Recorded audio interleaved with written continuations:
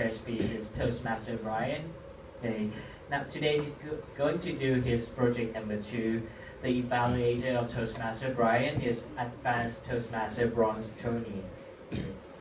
Ladies and gentlemen, please welcome Toastmaster Brian on his project number 2, speech title, I'm Positive.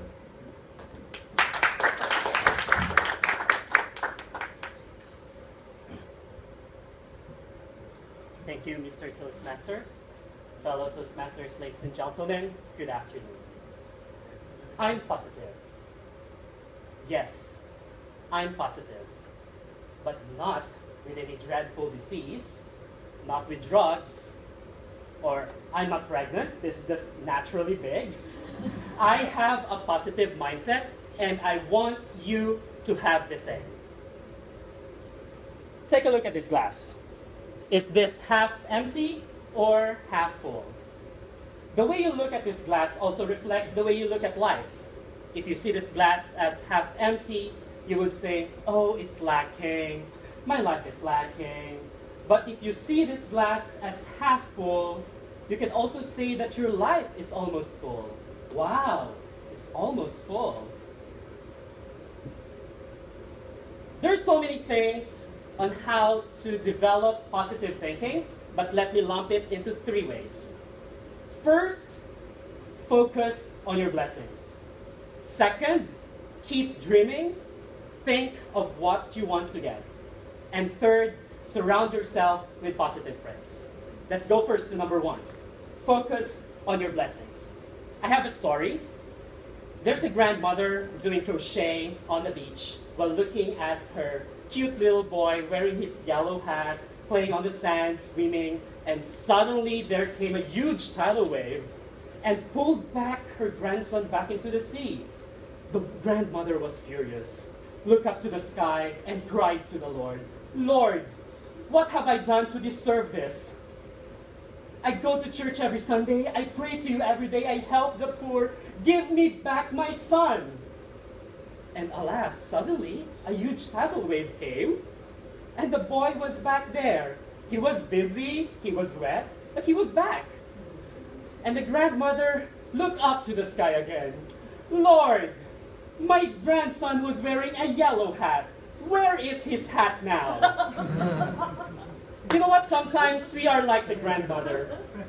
Instead of being thankful, we look for what's lacking. We complain. And the moment we do that every day, every time of our life, we will never be happy. Let me tell you something. There are 2 kinds of people, winners and losers. Winners are not more intelligent than losers. Winners are not more talented than losers. Winners have the positive mindset in them. When they join a contest, and if they lose, they still think of the positive things that they learned, the experiences that they learned from joining the contest. And that's what they make them winners, and that's how you focus on your blessings. Number 2, keep dreaming. Think of what you want. If you think the positive way, you'll most likely get positive results which can make you happy. Who doesn't want to be happy, right? So there's a study from the University of Pennsylvania on asking people what do they think most of the time. They had 300,000 respondents, and the top 10% said that they always think of what they want and how to get it. Now, do you want to know what unsuccessful people think? Ask me what?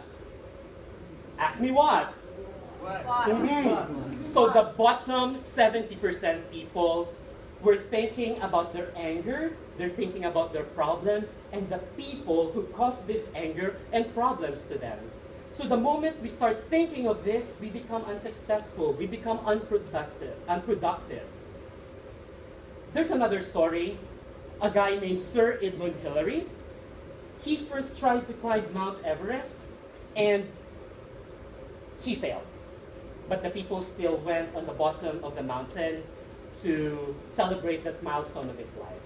So all he did was just to say hello to the people, look back to the mountain, and said, Mount Everest, you may have beaten me now, but I will beat you next time.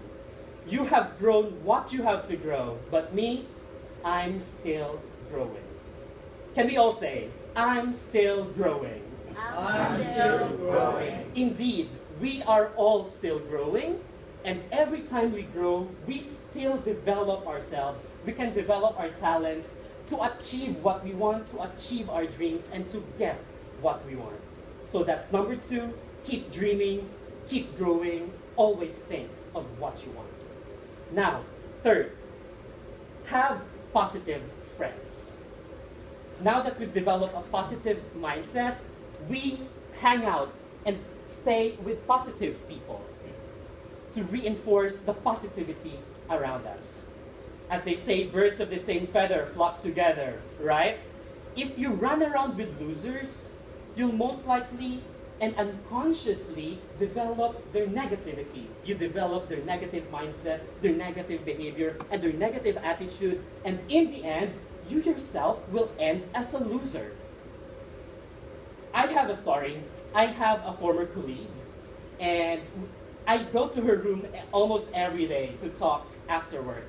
And every day she shares to me her troubles, her problems, that she had this bad kid, she had this experience.